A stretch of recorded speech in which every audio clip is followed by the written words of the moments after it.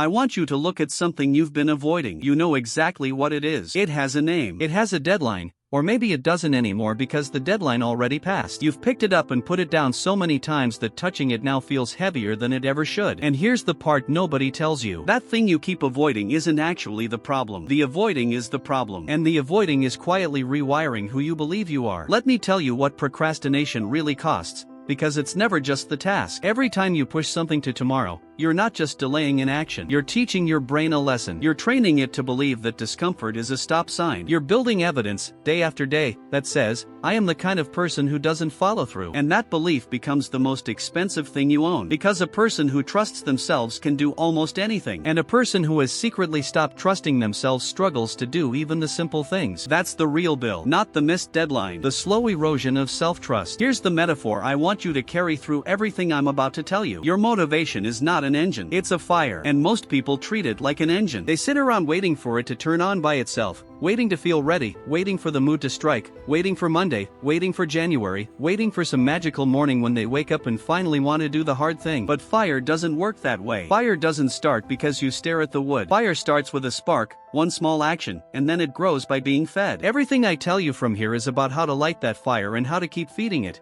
even on the days you don't feel like it, especially on those days. 1. Stop waiting to feel ready.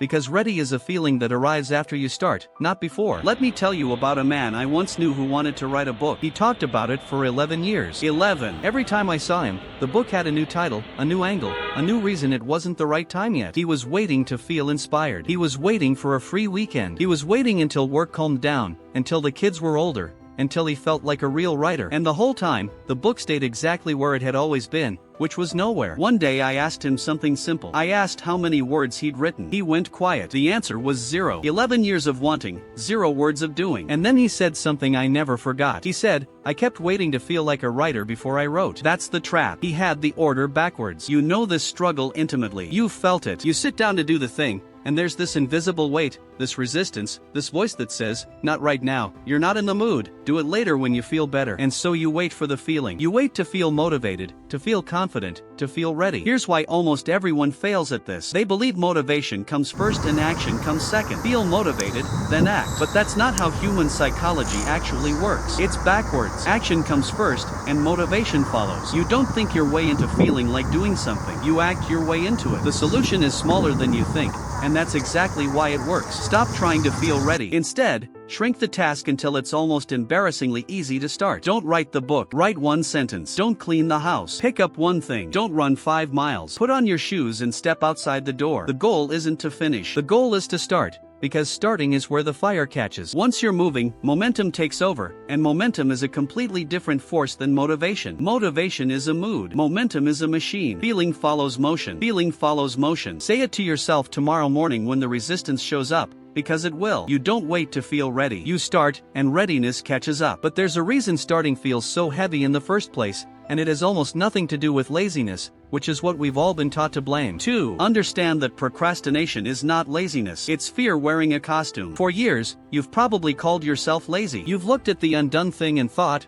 what's wrong with me? Why can't I just do it? Other people do it. I must be lazy, undisciplined, broken. And that label has followed you around like a shadow. But I want to tell you something that took me a long time to understand, and it changed everything about how I approached my own avoidance. Procrastination has almost nothing to do with laziness. A truly lazy person feels no distress about not doing something. But you feel awful. You feel guilty. You feel that gnawing anxiety in your chest. Lazy people don't feel that. You're not lazy. You're afraid. Here's the struggle you know so well. You avoid the task, but you don't feel free while avoiding it. You feel worse. You scroll your phone, but you're not enjoying the phone. You clean the kitchen to avoid the real work, and the whole time there's a low hum of dread underneath everything. That's not laziness. Laziness is peaceful. What you're feeling is the opposite of peace. So what is it really? Underneath almost every act of procrastination is a fear. Fear that you'll do it badly. Fear that you'll try your best and it still won't be good enough. Fear of being judged. Fear of finding out something painful about your own limits. Fear that finishing means being evaluated, and being evaluated means possibly failing. This is why most people never break free. They keep trying to solve a fear problem with a disciplined solution. They think they need more willpower, more hustle, more forcing. So they white-knuckle it, feel exhausted, fail, and then pile on more shame. But you can't shame your way out of fear. Shame is gasoline on that particular fire, and not the good kind. The more you attack yourself for procrastinating, the more threatening the task becomes, and the more you avoid it. It's a loop that tightens every time you call yourself lazy. The solution begins with honesty. The next time you catch yourself avoiding something, stop and ask one question. Not why am I so lazy? Ask instead, what am I afraid of here? Get specific. Are you afraid it won't be perfect? Afraid of what someone will think? Afraid you'll confirm a bad story about yourself? Name the fear out loud, because a fear named out loud shrinks, and a fear left unnamed runs your life from the shadows. Once you can see it's fear and not some fundamental flaw in your character, you can actually work with it. You can be gentle and firm at the same time, the way you'd be with a scared child who needs to do something hard. Laziness becomes fear. Fear becomes information. And once you know what you're truly fighting, you stop swinging at the wrong enemy. But there's one specific fear that does more damage than all the others combined, and it hides behind a word that sounds like a virtue. 3. Kill perfectionism before it kills your progress. Because perfect is just fear in a nicer outfit. Perfectionism sounds respectable. When someone asks about your flaws in a job interview, this is the one people brag about. Oh,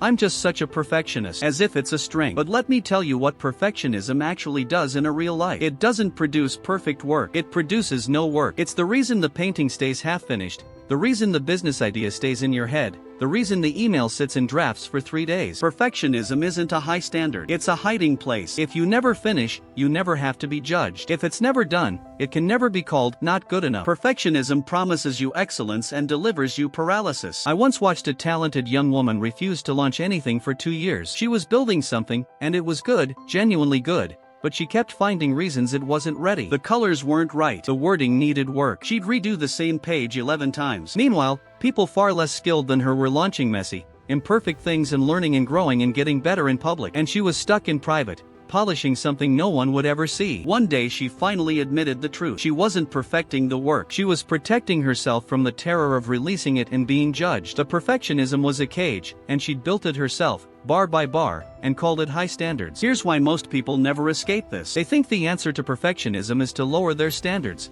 and something inside them refuses to do that, so they stay stuck. But that's not the answer. The answer isn't caring less. The answer is understanding that a finished imperfect thing is infinitely more valuable than a perfect thing that doesn't exist. Done teaches you. Perfect teaches you nothing. Because perfect never arrives to teach you anything at all. The imperfect draft you finish today gives you real feedback from the real world. The perfect version in your head gives you only more places to hide. So here's what you do today. Give yourself permission to do it badly. Say it out loud. I'm allowed to do this badly. Write the ugly first draft. Send the imperfect message. Launch the version that makes you slightly uncomfortable. Aim for done, not perfect. Because done can be improved and nothing can improve what was never born. Set a rule for yourself that the first attempt at anything is allowed to be rough. Because that's what first attempts are for. Perfectionism becomes permission. Fear becomes a first draft. You are not lowering your standards. You are finally giving your standards a chance to touch reality. But even once you're willing to start imperfectly, there's a hidden mechanism that decides whether you actually will. And it comes down to how you're using something you feel every single day but never think about. 4. Master your emotions, because you procrastinate to escape a feeling, not a task. Here's something that will change how you see all of this. You never actually procrastinate on a task. You procrastinate on a feeling. Think about it. The task itself is neutral. It's a document, a phone call, a form, a workout. Paper and pixels and movement. None of that is scary. What you're avoiding is the emotion the task makes you feel. The boredom, the confusion, the frustration, the overwhelm, the anxiety of not knowing where to start. You're not running from the work. You're running from how the work makes you feel. And that distinction is everything.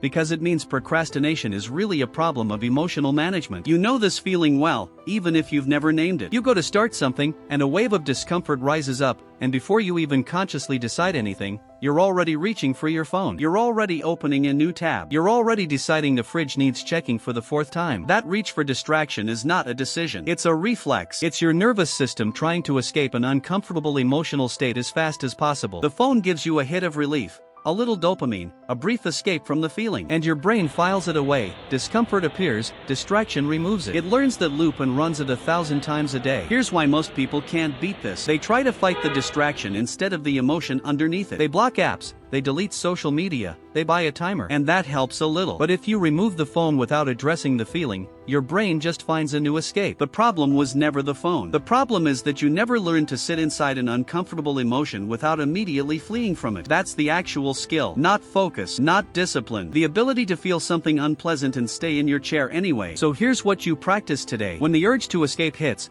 Pause for just 10 seconds before you reach for the distraction. Just 10. In those 10 seconds, name what you feel. This is anxiety. This is boredom. This is overwhelm. Then do something radical. Let the feeling be there without fixing it. Feel it in your body, notice it, and keep your hands on the task. What you'll discover is astonishing. The feeling doesn't kill you. It rises, it peaks, and if you don't feed it with escape, it fades. Emotions are waves, not walls. You don't have to run from the wave. You just have to let it pass under you. The urge becomes a signal. The signal becomes information. You feel it, you name it, and you stay. And every time you stay, you get a little stronger at staying. But there's a specific moment where all of this either works or falls apart, and it happens at the very beginning of the day, before you've even fully woken up. 5. Win the first hour, because how you start the day is how you spend the day. There's a moment every single morning that quietly decides the entire shape of your day, and most people surrender it without even noticing. It's the first hour. It's the moment you wake up and reach, half conscious, for your phone. And in that instant, you hand the steering wheel of your mind to 1,000 strangers. Notifications, news, other people's opinions, crises, demands, highlight reels. Before your feet even touch the floor, your brain is flooded, reactive, scattered, anxious. You've started the day on defense. And a day started on defense almost never turns into a day of focused offense. You spend the rest of it reacting instead of creating. Let me describe a morning you probably know too well. The alarm goes off. You silence it,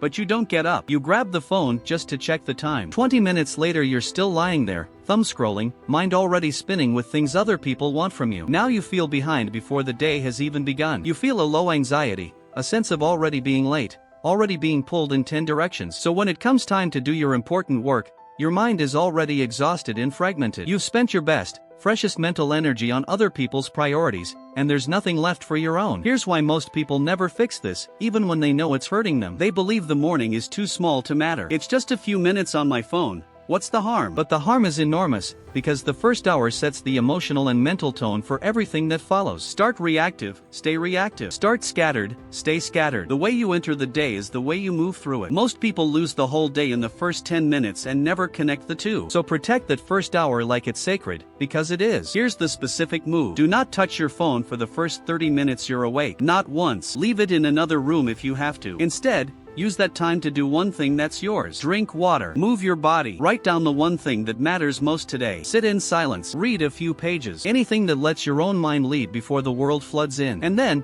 before the resistance can build, do the hardest, most important task first, while your willpower is full and the day is still quiet. Win the morning, win the day. Win the first hour, own the other 23. The morning becomes the foundation. The foundation becomes the whole structure. But winning the first hour only works if you know exactly what to do with it. And most people fail here because the task in front of them feels like a mountain. 6. Shrink the mountain, because your brain doesn't fear work, it fears the size of the work. Here's a truth that quietly runs your whole life. Your brain doesn't actually resist doing things. It resists the size of things. When a task feels enormous, your mind treats it like a threat, and it does the thing brains do with threats, it flees. Write the report feels like a wall 100 feet tall. Clean the whole garage feels like a weekend swallowed whole. Get in shape feels like a mountain you can't even see the top of. And when your brain sees a mountain, it doesn't climb. It freezes. Then it finds something small and easy to do instead, and calls that productivity, while the mountain sits there untouched. I knew someone drowning in a project so large it had become physically painful to think about. Months of work, hundreds of moving pieces, and every time he sat down to face it,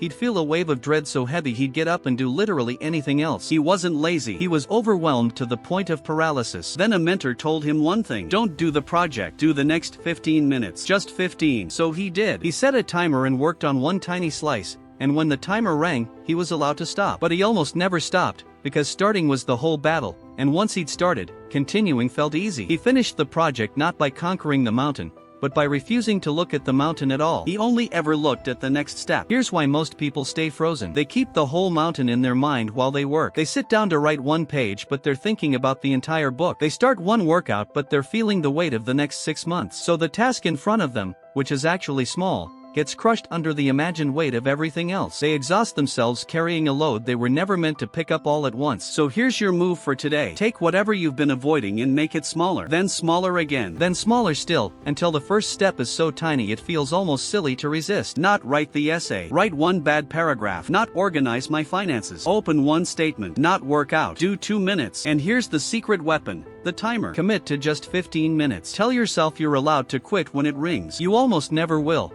because starting is 90% of the fight, and the timer tricks you past the hardest part. The mountain becomes a step. The step becomes momentum. You don't climb the mountain. You take one step, and then you take another. But even the smallest step won't happen if you're relying on the one thing everyone leans on and everyone gets betrayed by. 7. Stop relying on willpower, because willpower is a battery, not a power plant. Everyone thinks the answer to procrastination is more willpower. Just want it more. Just try harder. Just force yourself. And so people wake up every morning and try to power through the day on pure grit and self-control, and by 2 in the afternoon they're depleted, and by evening they've got nothing left, and they collapse into old habits and then blame themselves for being weak. But here's what almost nobody understands. Willpower is not a character trait. It's a limited resource. It's a battery that drains through the day, and every decision, every resisted temptation, every hard moment draws it down. Relying on willpower is like trying to power a house with a single battery. It works for a while, and then it dies. Think about your own day. In the morning, fresh and rested, you can resist the junk food, you can focus, you can make good choices. But by night, after 1,000 small decisions have drained you, the same person who resisted everything at 8 a.m. can't say no to anything at 9 p.m. That's not a moral failure. That's a depleted battery. The problem is that most people build their entire plan for change on the assumption that they'll always have full willpower available,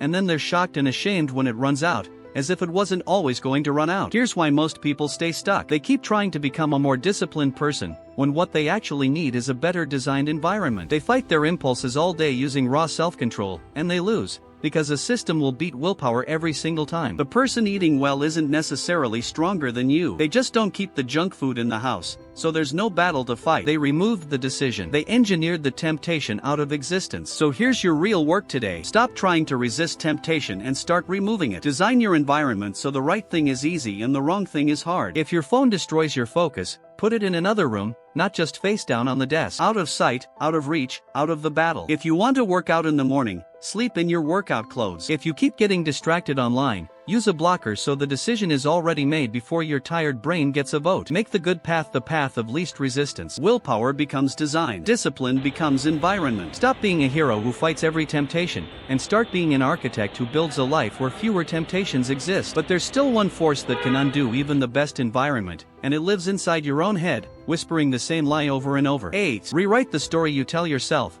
because your identity decides your actions before you do. Listen closely, because this is the deepest root of all of it. Behind every act of procrastination is a story, and the story sounds like this: I'm just not a disciplined person. I've always been like this. I'm a procrastinator. I start things and don't finish them. That's just who I am. And here's the terrifying part. Your brain will fight to make your actions match that story. If you believe you're a procrastinator, you will procrastinate, not because you have to, but because staying consistent with your identity feels safe. Your behavior is always trying to prove your self-image right. So the real battle isn't with the task. It's with the label you've quietly accepted about who you are. You know how this sounds inside your own mind. You miss a deadline and you think, typical, that's just me. You break a promise to yourself and you think, of course, I never follow through. Every time you say those things, you're not just describing yourself. You're programming yourself. You're carving the identity deeper. And the deeper it's carved, the more automatic the behavior becomes, until procrastination isn't even something you do anymore. It becomes something you are. And you can't out-discipline an identity. The identity always wins in the end. Here's why most people never change at this level. They try to change their behavior while keeping the same story about themselves. They try to act disciplined while still believing I'm a lazy person deep down. And it never holds, because you cannot permanently behave in a way that contradicts who you believe you are. Sooner or later, you snap back to match the label. That's why the resolutions fail. That's why the fresh starts fade. You change the actions but never touch the identity underneath them. So here's the shift, and it's the most important thing I'll tell you. Stop trying to do disciplined things and start becoming a disciplined person, one small piece of evidence at a time. Every time you keep a promise to yourself, no matter how tiny, you cast a vote for a new identity. Do the 2-minute task, and tell yourself, see,